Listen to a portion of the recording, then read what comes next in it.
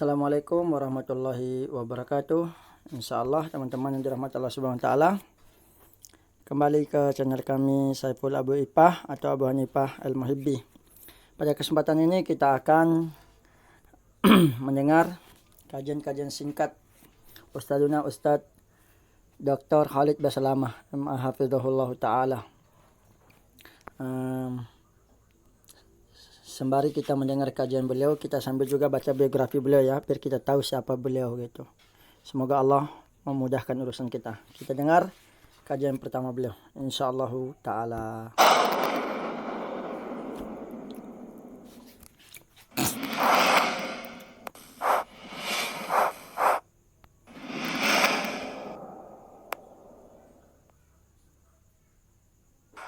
Nabi SAW juga mengingatkan kepada kita teman-teman, melalui dunia ini selain kita mengejar prestasi terbaik, boleh silakan cari rezeki halal, pasangan yang baik, keturunan yang banyak, coba kejar, tapi halal konsepnya.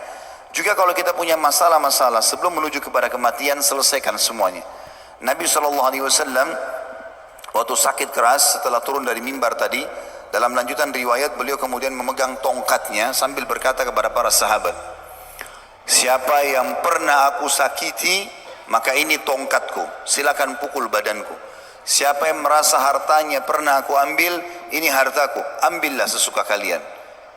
Apa maksudnya? Nabi SAW mengajarkan kepada kita, jangan kau tinggalkan dunia sementara kau punya musuh-musuh, karena ada hisab hari kiamat. Selalu ada hubungan dengan akhirat, karena ini ada akhirat, hati-hati, ada di sana ya, di mana kita akan dihisab.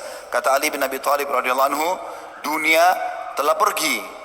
Tiap hari kita berjalan ini, hidup lagi besok pagi, sudah makin berkurang umur kita. Dan akhirat sedang datang. Dan dua-duanya punya anak-anak. Maka jadilah diri kalian anak-anak akhirat. Ingatlah, di dunia amal tanpa hisab, tapi di akhirat hisab tanpa amal. Jadi selalu dihubungkan dengan masalah akhirat. Ingat, yang kau kerjakan sini akan kau tanggung jawabkan di sana nanti.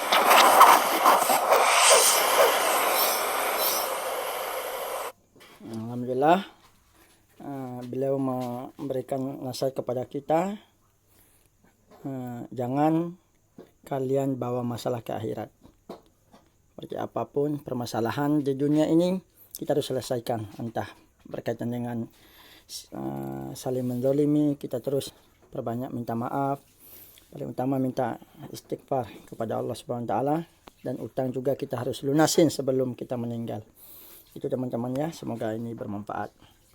Kemudian kajian kita yang kedua, harta dunia tidak bernilai ketika meninggal.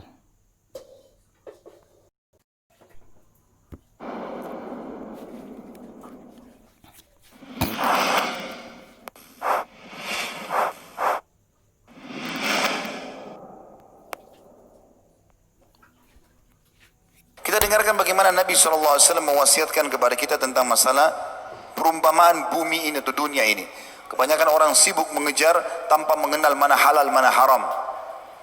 Padahal sebenarnya teman-teman, kalau kita melihat dunia ini kecil sekali ya. Kalau kita lagi naik pesawat, mobil-mobil yang mewah pun yang biasanya kita bangga-bangga di sebelahnya, kalau sudah di atas pesawat kelihatannya seperti gentong-gentong kecil gitu kan. Mungkin orang punya berlian sebesar bola basket pun, kalau orang mungkin kecil seperti cincin saya sudah sangat mahal. Kalau seperti bola basket sangat besar, tapi kalau orang naik di atas pesawat melihatnya maka tidak kelihatan lagi. Tanah yang diperebutkan kepada ahli atau dengan ahli waris sampai tumpahkan darah, itu juga kalau kita di atas pesawat kita lihat sangat kecil, nggak ada nilainya. Bahkan subhanallah pada saat kita meninggal tidak ada yang ikut semua itu. Apa yang selama ini diperebutkan, diambil haknya orang tidak akan ikut. Kata Nabi SAW, kalau anak Adam meninggal dunia akan ikut kepadanya tiga di kuburannya, amalnya, ya, kemudian hartanya dan keluarganya. Akan pulang dua, keluarganya akan pulang.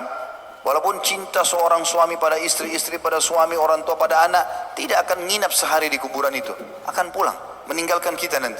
Hartanya walaupun mewah mobilnya akan parkir di pagar kuburan, habis itu dibawa pulang jadi warisan. Yang tinggal bersama kita amal. Lihat bagaimana Islam datang memotivasi, ada akhirat, kejar di sana. Dunia tetap cari yang terbaik, tapi yang halal, nikmati sebatas memang yang dibolehkan oleh Allah. Setelah itu kita menuju kepada akhirat. Alhamdulillah teman-teman, beliau menasihatkan kita untuk jangan pernah melupakan akhirat. Dunia ini adalah tempat persinggahan sebentar. Jadi kita harus perbanyak beramal untuk menjadi modal kita untuk akhirat nanti, teman-teman. Kemudian insyaallah nasihat yang ketiga, bagi seorang muslim kematian adalah hal yang kecil.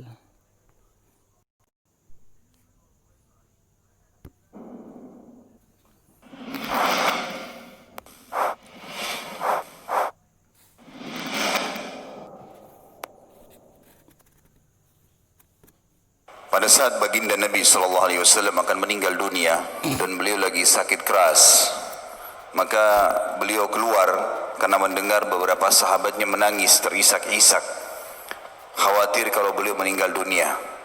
Maka beliau pun keluar, kemudian naik di atas mimbar semampu beliau. Setelah memuji Allah Subhanahu wa taala dan bersalawat untuk diri beliau sallallahu alaihi wasallam, maka beliau mengatakan, wahai sekalian manusia, fa inna mau'iduna haud. Wahai sekalian manusia, maknanya jangan kalian bersedih, karena pertemuan kita yang sebenarnya yang akan abadi itu bermula dari haudku nanti. Haud itu telaga beliau. Nabi SAW diberikan telaga oleh Allah dua, di mahsyar nanti namanya haud, dan nanti di surga namanya Kautsar, yang ada surah Al-Kautsar.